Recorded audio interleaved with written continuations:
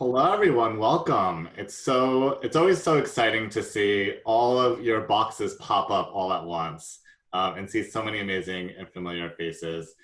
We are just getting started, so thank you for being right on time. And we're gonna wait just a few more seconds while more people join. Thank you so much for joining us today for the next installment of GLAAD's Justice Hangouts, which is which we're offering to all of our members and supporters as a way to keep you connected to GLAAD's work. All right. I'm seeing a lot of faces at this point, so I think it's a good time to get started. So welcome and thank you for joining us. It's wonderful to see all of you. My name is Jansen Wu, and I'm the Executive Director of GLAAD, which is GLBTQ Legal Advocates and Defenders. Thank you for joining us today for a conversation we're calling What's Stigma Got to Do with It? The ongoing fight against anti-gay, anti-trans, and HIV-related bias. I thought about for a second singing that title, but I thought I would spare you all. With me today is Ben Klein, GLAAD Senior Attorney and AIDS Law Project Director, and the lawyer who secured non-discrimination protections for people living with HIV under the Americans with Disabilities Act, the ADA, at the US Supreme Court, which I know we'll be talking more about later on, and we're celebrating the 30th year of. Ben is here to talk about how GLAAD is using the law to turn the tide against persistent stigma and stereotypes that harm both LGBTQ people and public health, from blocked access to PrEP, to denials of transgender people's identities, to the blood donation ban, and much more. But before we get started, a little housekeeping. This webinar is being recorded, so if you do not want your face recorded, you can turn off your video by selecting Stop Video at the bottom of your Zoom window. We'd love to know who you are though, so if you haven't yet, please add your name by clicking on the 3 dots in the upper right-hand corner of your frame and select Rename. We'll be taking questions and comments in the chat box, so don't be shy. You can find that chat box at the bottom of your window, and we'll do our best to respond to as many as time allows. Otherwise, we will be muting everyone except the speakers today to ensure good audio quality. Closed captioning should appear on the bottom of your screen. If you'd also like to use your iPhone or iPad, there is a link in the chat box. And finally, I want to thank all of our GLAAD supporters who make our work possible, but especially our Equal Justice Council leadership donors. If you are interested in supporting GLAAD's critical work, I welcome you to visit us on our website, www.glaad.org. You can also sign up for our email list there and follow us on Facebook, Twitter, and Instagram. So, Ben, let's get started.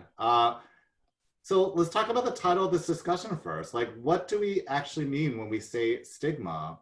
And what role has it played in ongoing discrimination faced by LGBTQ people, as well as people living with HIV? Well, first of all, thank you, Jansen, and good morning, everyone. Thank you for joining us. It's great to see so many familiar faces and also a lot of new faces in the squares in front of me. I do look forward to the days beyond Zoom. It's much preferable to be with you, but it's great to connect this way. So stigma is something that is really familiar to LGBT people. We've all experienced it and understand it almost intuitively from our lives. Stigma is an attitude of disapproval towards a group based on attributes of the group that are perceived to be undesirable. Understanding stigma, the persistence of stigma against people with HIV, towards LGBT people, and getting courts and policymakers to understand how stigma operates has been really central to all of the work we do fighting discrimination. And I think the best way that I can explain this at the outset for people is to provide perhaps one of the more, I think, glaring and direct examples of the way we see stigma playing out in our work. And let's start with some social science research. Stigma has actually been studied quite a bit. There's a very well-established body of literature establishing that there is a visceral reaction of disgust that many people feel when they think about or are faced with the same-sex sexual activity, particularly anal sex. And it's been written about extensively. And it's thought to have very deep roots in our Judeo-Christian culture and past. It is at the root of so much homophobia. So if we think about that, and then we think about a case that we did a few years ago against an insurer that refused to provide, in that case, long-term care insurance, but it also applies to disability and life insurance, refused to provide that insurance to a gay man who was on PrEP. Okay, and we look at that problem and we get this call that comes into us, and it seems completely illogical. The insurance company is acting not in its normal way. They would exclude the person who's on PrEP and insure the person who is not on PrEP. So they're actually insuring the higher risk and excluding the lower risk. We know that's not how insurance companies operate. And so when we think about that, and the insurance company is saying this is a neutral policy, we apply it to everybody who's on PrEP, it's based on our underwriting principles and actuarial data. When we think about that policy, and we think about, and PrEP is a drug that is associated not just with gay men, but particularly with gay male sexual activity. When we think about those links, we can only understand that discrimination by understanding the deeply rooted stigma and negative attitudes about gay male sexuality. And one of the things we see in this example, and we see it coming up in so many instances with stigma, is that we have beliefs that are so deeply entrenched in our history and in our society that they operate in some ways unconsciously or maybe implicitly. And another attribute of stigma that we see a lot is that it tends to be, if not intractable, something that is very challenging to eradicate. It takes a lot of work over a long time to eradicate because it is so deeply ingrained, and we see remnants of stigma long after we even ourselves think that social attitudes have changed. No, it is really fascinating. You mentioned that social science research, Ben, and I remember a case we worked on together a couple of years ago around some really prejudicial photographs that were shown to a jury that really kind of triggered that disgust around particularly gay male sexuality. And I remember one of those studies showed that people's views about gay people actually went down if you ask them questions in a room where they introduce a really offensive smell. Right? So that triggered that disgust reaction, which then heightened their disapproval of gay LGBTQ individuals. So it is, like you said, really deep-seated and intractable. And when we talk about stigma and we talk about particularly gay male sexuality, we can't not talk about the HIV epidemic. And so maybe you could talk a little bit more about kind of the role that stigma and discrimination has played in that historical context.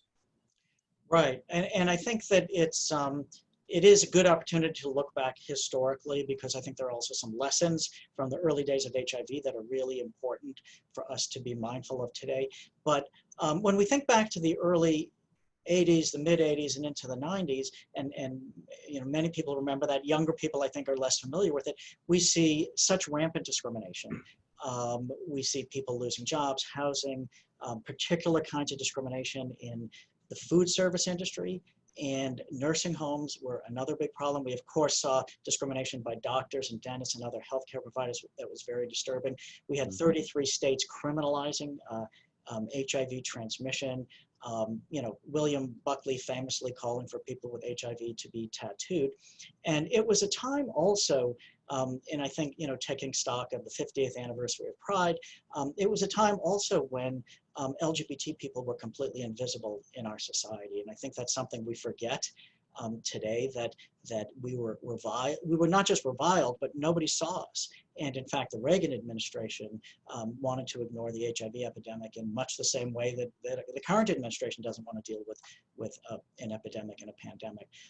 And so they were very difficult days, and the disease, of course, had a very different course, and many people got very sick, and we lost a lot of people. But I think it is also important to remember, as we think about the different things we did to fight stigma and fight discrimination, that there are some lessons and some important things to keep in mind about how our community responded.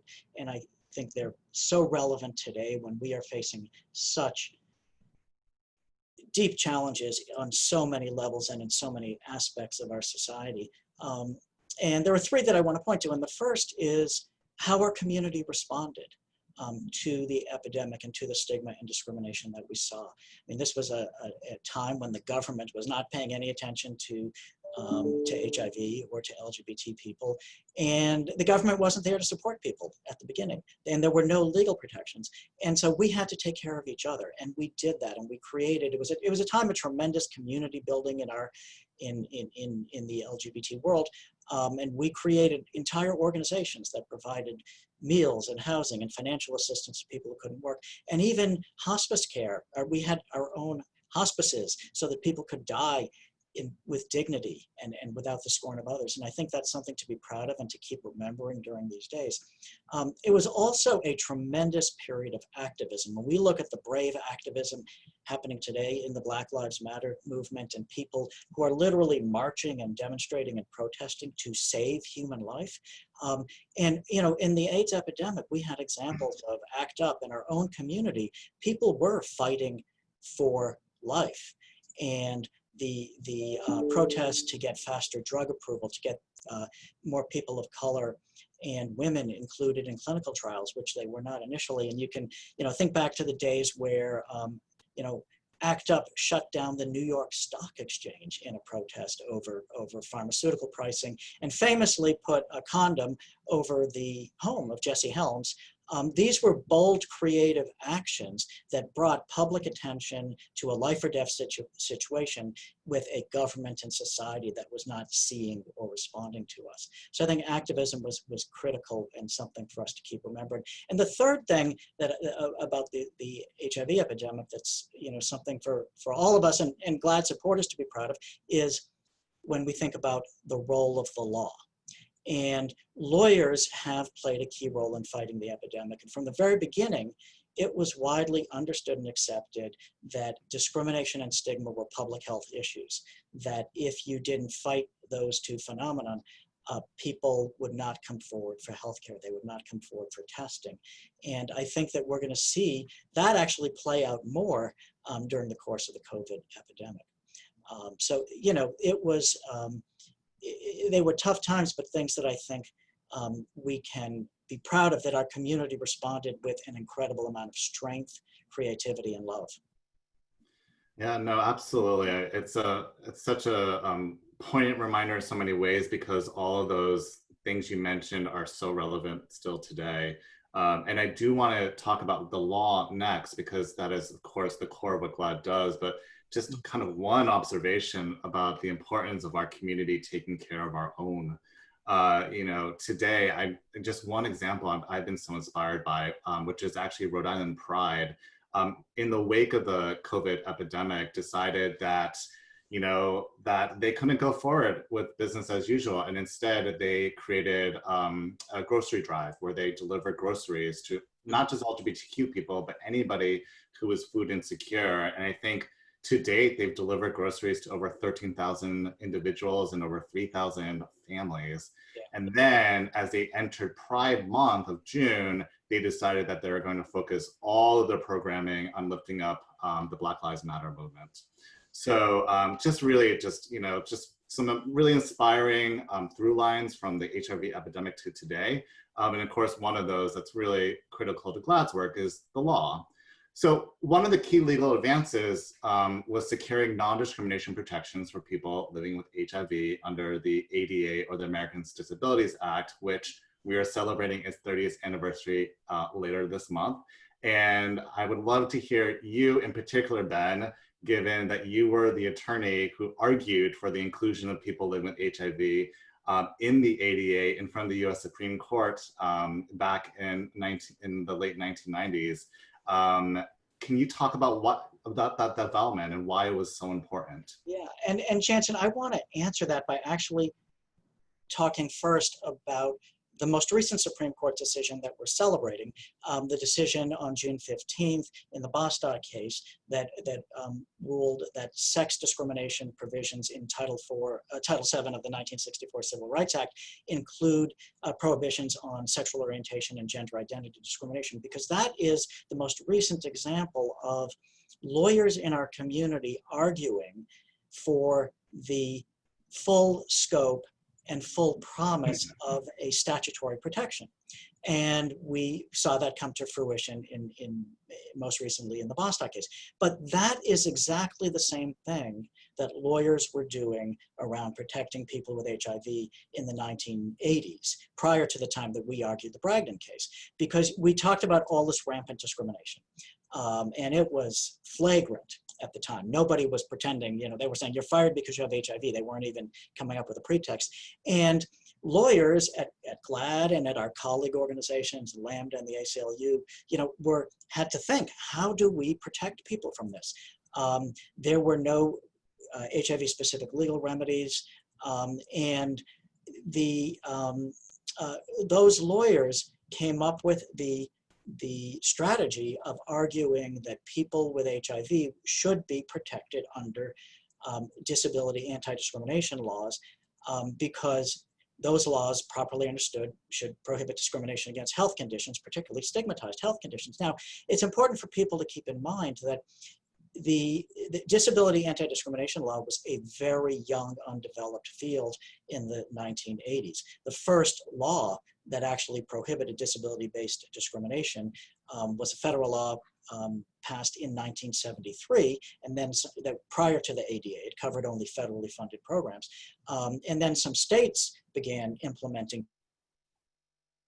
And in another eerie parallel to today, the Department of Justice, and it is the Reagan administration Department of Justice, argued that that is not the correct interpretation of the law, that people with HIV shouldn't properly be understood to be protected from discrimination.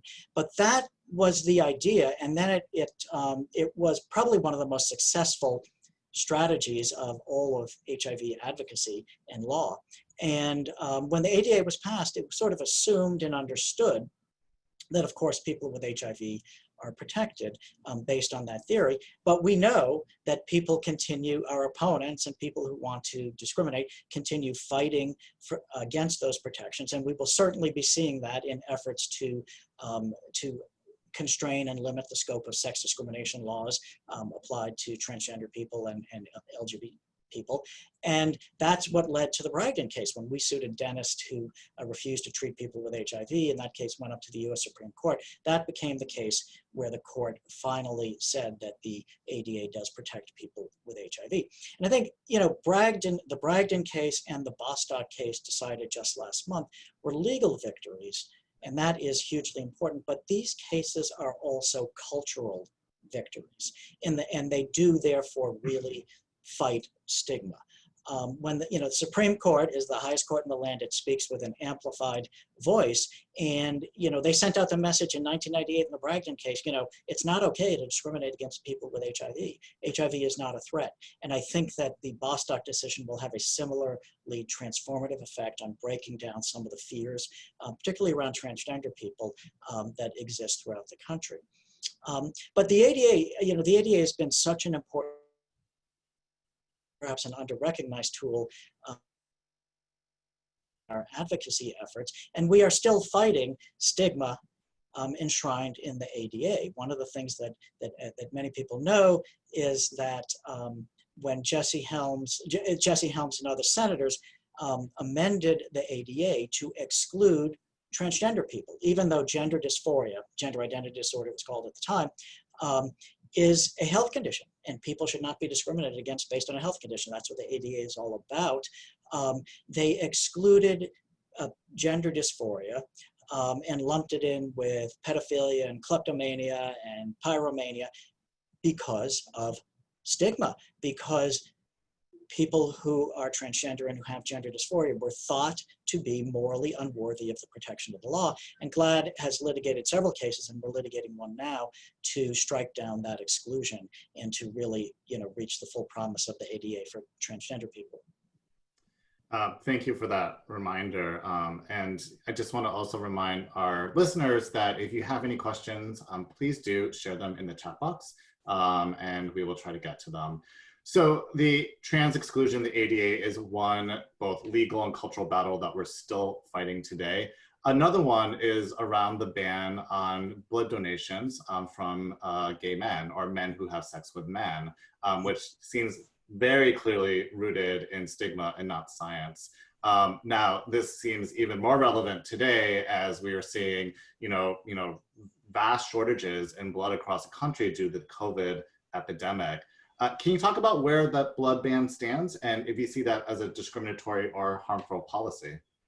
Right. So it's, I've been at GLAAD 26 years, and we have received calls from people who are really irate. And some of the most animated calls that I've received have been about people really irate that they can't donate blood. And I think that when we talk about stigma, here we're talking about people being told by the government that, that your blood is tainted, that your blood is worthy only of being discarded.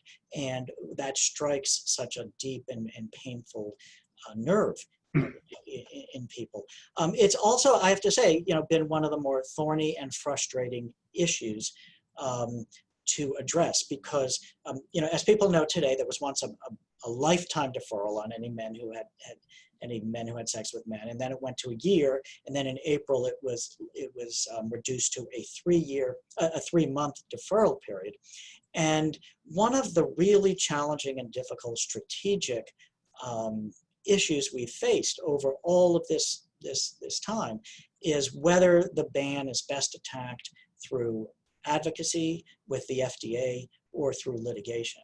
And the challenging thing for us as a legal organization is that there are some real limitations and pitfalls to the various legal theories and legal issues that come up in litigation around challenging the blood ban. Now, that being said, the better the testing technologies get and the shorter the window period gets of when somebody might be negative but actually infected, the harder it is to defend the ban, the more irrational it is, the more stigmatizing it is. And we are continuing to think about, has the landscape changed? Are there ways that we can now use litigation?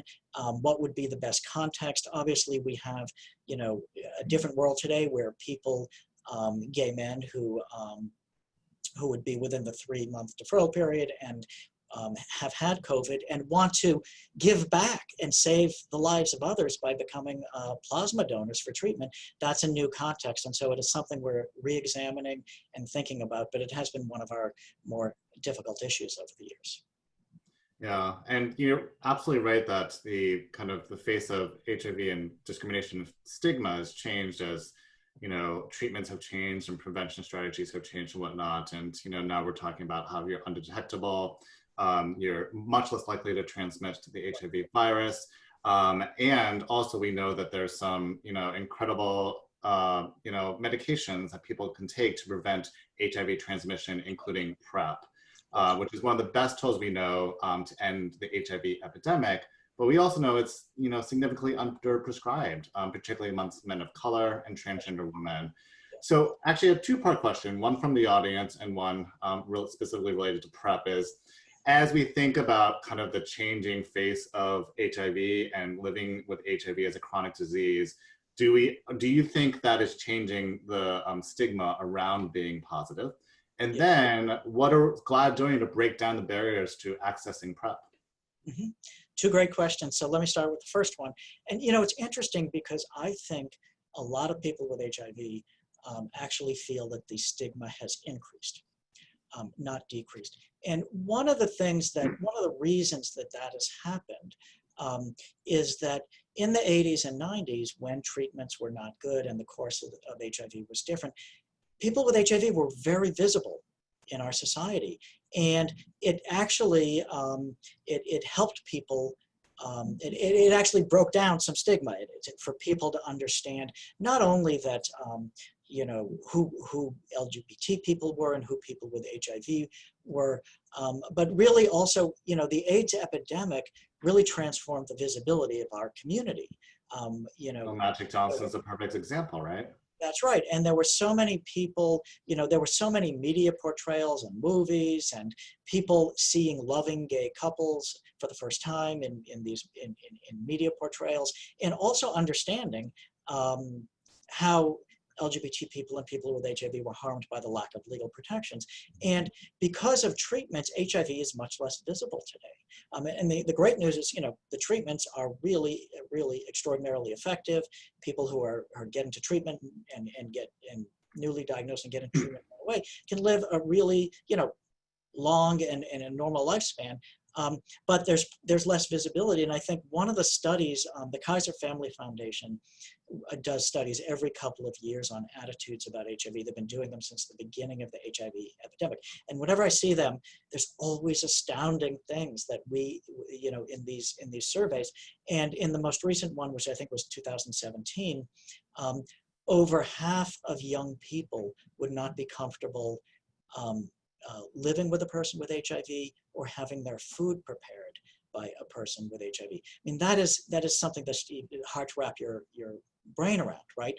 But I think it speaks to so many things. It speaks to the lack of discussion of HIV in school and in sex education, and doing it in a way that is about people and not about just some paragraph in a sex education curriculum.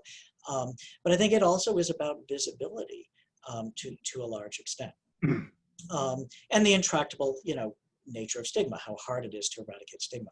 But moving on to your question about PrEP, in some ways, PrEP is really the perfect storm of stigma.